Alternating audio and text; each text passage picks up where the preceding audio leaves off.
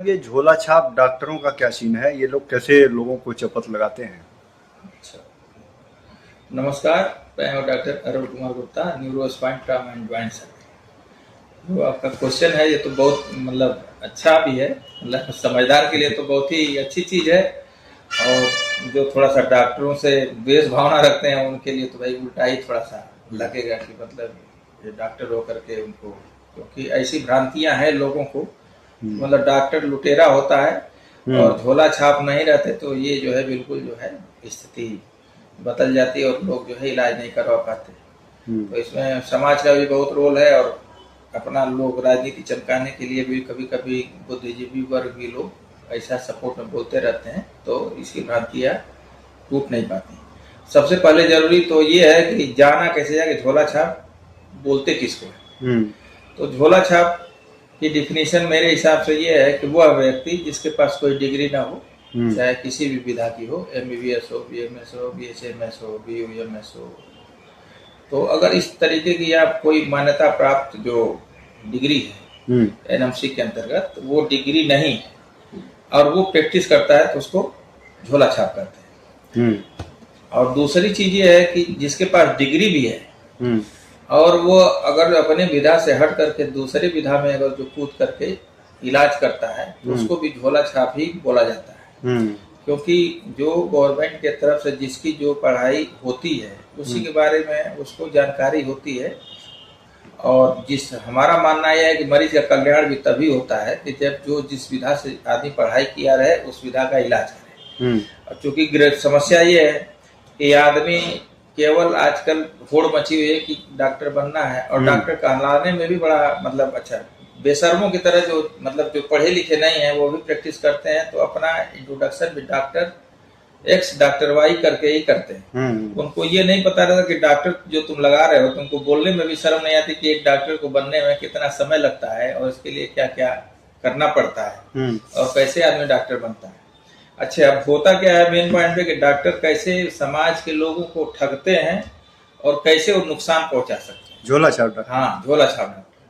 तो उसका 4-5 चीजें हम फोकस करेंगे जो मेन चीज है। जैसे मान लीजिए कि कोई आदमी है और वो किसी को कहीं कहीं रख लिया, कुछ सीख लिया, किसी डॉक्टर के अंतर्गत सीख लिया है, पर के तहत सीख लिया और उसको वो सोचता है कि भाई हमको पूरी जानकारी हो गई और लगभग यही चलता है। तो वो करता क्या है कि जैसे मान लीजिए किसी कोई बुखार आया आदमी को और बुखार के सिम्टम के आधार पर उसने दवा दे दी। और बुखार के आने के बहुत सारे कारण हैं, क्योंकि बुखार जो है एक अलार्मिंग साइन होता है। वो टाइफाइड में भी हो सकता है और जो है डेंगू में भी हो सकता है और दोनों के मॉडलिटी ट्रीटमेंट अलग अलग है। अगर संजोग से मान लीजिए डेंगू हुआ, पेशेंट निपट जाएगा, दर्द की दवा देगा, बुखार की दवा, प्लेटलेट्स कमी हो जाएगी। कुछ उल्टा सीधा जिसको ड्रग का मैकेनिज्म अफेक्शन नहीं पता है कि ये दवा हम दे रहे हैं, तो दवा तो वैसे ही काम करती है जैसे ताले में चाबी, अगर चाबी सही ताले में लग गई तो ताला खुल जाती है और नहीं लगी तो ताला खुलना नहीं है। तो जो दवा हम खाते हैं तो वो जाती है अंदर, तो या तो अच्छा काम करेगी या तो खराब काम करेगी। अच्छा काम कर दी तो पेशेंट लकी है, खराब काम करे तो चुपचाप नहीं बैठेगी, कुछ ना कुछ शरीर को डैमेज करती है। अब जैसे मैं ऑर्थोपेडिक्स और न्यूरोलॉजिकल पॉइंट ऑफ व्यू से बोलता हूँ, जैसे बहुत सारे गाँव में सीख करके सब ऐसे देखते हैं और वो क्या शो करते हैं कि हड्डी बढ़ गई, हड्डी कम हो गई, हड्डी घिस गई, हड्डी पतली हो रही है, हड्डी मोटी हो रही है और हड्डी में इन्फेक्शन है, और इस तरीके से बरगला करके उनको दर्द की दवा एंटीबायोटिक देते रहते हैं। एंटीबायोटिक भी देना बहुत अच्छी चीज नहीं है। अगर जो ड्रग ऑफ चॉइस के हिसाब से अगर एंटीबायोटिक अगर आदमी नहीं देता है तो वो भी जो है एक तरीके से सुपर वर्क टाइप का हो गया है। बहुत सारी चीजों में जो सिंपल एंटीबायोटिक से काम चलता है, पेशेंट इतना रेजिस्टेंट है तो कोई दवा काम ही नहीं करती। तीसरी चीज ये है कि मान लीजिए कुछ पेशेंट को झोला छाप डॉक्टर को जानकारी है नहीं, उल्टा सीधा कोई दवा दे, एनाफाइलेक्टिक रिएक्शन हुआ, उससे पेशेंट चप जाता है। ये क्या है एनाफाइलेक्टिक? एनाफाइलेक्टिक रिएक्शन एक बहुत ही मेडिकल इमरजेंसी हो जाती है। अच्छा। कोई दवा दिया तो जो हमारे मास्ट सेल स्टेबलाइजर हो जाते हैं वो बिल्कुल एकदम फ्लेयर अप कर जाते हैं। तो उसमें क्या होता है कि पेशेंट का सब कुछ वाइटली डिस्टर्ब हो जाता है और उसमें पेशेंट सडनली कोलैप्स कर जाता है। अच्छा। तो उसमें क्या करते हैं कि भाई वो अब उसमें पेशेंट का तो कुछ होता नहीं है, डॉक्टर का तो कुछ होता नहीं, जो झोला था उनको क्या है, आज यहाँ बैठे कल वहाँ बैठे, साइकिल से लेकर के झोला लेकर घूमना है, चाहे छोटा मोटा अपना मिला जुला करके स्वास्थ्य विभाग से चाहे प्रशासन से मिला करके बैठते हैं। ये समाज के लिए कोड है और इनको मान्यता भी देने वाले समाज में लोग भिन्न भिन्न तरीके से अपने अपने जस्टिफिकेशन के द्वारा करते रहते हैं, जो कि कतई मतलब ये सही तो किसी भी प्रकार से नहीं है। तो इस तरीके से लोगों को बचना चाहिए। लोग क्या करते हैं कि जैसे कम पैसे के चक्कर में इलाज कराते हैं, वो क्या करते हैं, उनका मेन टारगेट है कि 50 रुपया पर डे के हिसाब से करना है। 50 रुपया पर डे के हिसाब से महीने का 30 दिन होता है, 1500 रुपया का उनका इलाज हुआ। मैं समझता हूँ कि अगर कोई डॉक्टर 300 रुपया फीस लेता हो और 100-200 रुपया का जांच कराएगा, तो हमको लगता है कि 10 से 1200 रुपये में वो हमेशा के लिए क्योर भी हो जाएगा उस परेशानी के लिए, जिसके लिए वो अपना बिल्कुल रिसर्च लेबोरेटरी अपने शरीर को बनवा करके इधर उधर अपना डॉक्टरों से छुपाता है। Thank you. ठीक है। सब झोला छाप डॉक्टर अक्सर इंजेक्शन लगाते हुए देखे जाते हैं, क्या उद्देश्य इनका रहता है, और पानी भी चढ़ाते हैं लोग? अच्छा, ये भी बहुत मतलब अच्छा इंटरप्शन है आपका क्वेश्चन पूछने का। जैसे झोला छाप मीन्स क्या है कि वो डॉक्टर जो लगाते हैं, एक तो समाज में बहुत बड़ी इज्जत है डॉक्टर का, उनको फ्री में ही मतलब वो एक तो डॉक्टर बन गए, 100 घोषी डॉक्टर बन गए।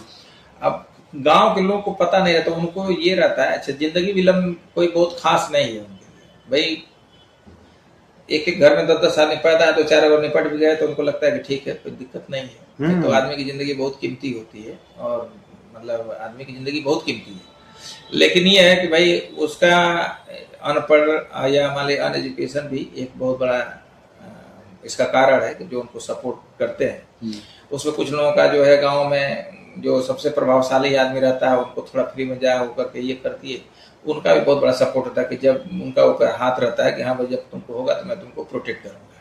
दूसरी चीज जो सबसे बड़ी चीज है जो रिस्क है, अभी कुछ दिन पहले पेपर में निकला था कि एक झोला छाप डॉक्टर ने 250-300 लोगों को HIV पॉजिटिव बना दिया। ये प्रतापगढ़ की घटना है। तो उसका भी मेन कारण यही है कि जैसे मान लीजिए एक तो स्टेरिलिटी, उनके पास स्टेरिलिटी नाम की कोई चीज नहीं रहती, वो एक ही इंजेक्शन से लेकर के आपको हमको उनको 10 लोगों को अपना ये कर दिया।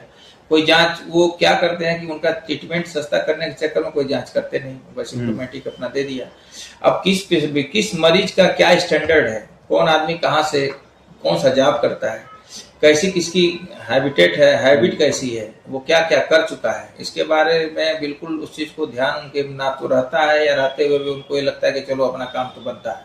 तो वो क्या किए कि जैसे मान लीजिए कोई HIV पेशेंट है, कोई हेपेटाइटिस का पेशेंट है, कोई मान लीजिए कि अब वो क्या करेंगे, उसका बहुत सारी चीजें हैं कि जो बीमारियां जो है कंटेमिनेशन के थ्रू फैलती हैं। जैसे कोई HIV का पेशेंट है, उससे ब्लड लिया और उसी सिरिंज से दूसरे को लगा दिया, फिर तीसरे को लगा दिया, वो तो मतलब समझिए कि फ्री में ही गिफ्ट दे दिया वो। तो उस मरीज का तो जिसको मान लीजिए HIV मिल गया, उसकी तो पूरी जिंदगी समाप्त हो गई। और पता चले कि एक आदमी इन्फेक्ट हुआ, फिर अपने बीवी को इन्फेक्ट किया, फिर बीवी से कहीं बच्चा हुआ तो बच्चे को इन्फेक्ट हो गया। ये भी सब बहुत सारे रिस्क होते हैं। दूसरी चीजें हैं कि जैसे ऑपरेट भी अपना कहीं से किए, सब कुछ भी करो, कहीं गूगल से खोल कर दिया। अभी एक दिन कुछ दिन पहले पटना में निकला था कि कोई अपना लड़का जो है गूगल से देख करके पथरी का ही ऑपरेशन कर दिया, वहीं निपट गया हो। अच्छा, तो ये सब चीजों से बचना चाहिए। और ये वीडियो इसलिए बनाई जा रही है कि इसमें कोई अपना स्वार्थ नहीं, मतलब सिर्फ जागरूक लोग हों और झोला छाप डॉक्टरों से सावधान रहिए। हाँ, क्योंकि जिंदगी आपकी बड़ी अपनी भी है लेकिन कीमती है। ठीक है, धन्यवाद डॉक्टर साहब हमसे बात।